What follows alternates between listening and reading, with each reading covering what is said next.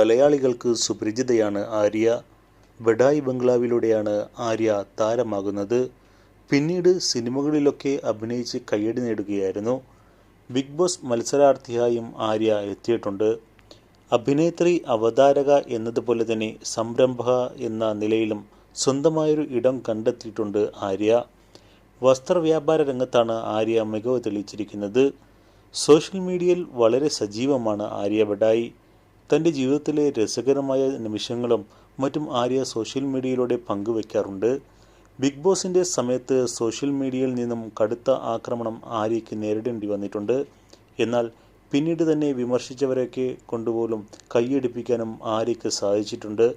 ഇപ്പോഴിതാ തന്നെക്കുറിച്ചുള്ള social media ചർച്ചകളോട് പ്രതികരിക്കുകയായിരുന്നു ആര്യ ബഡായി.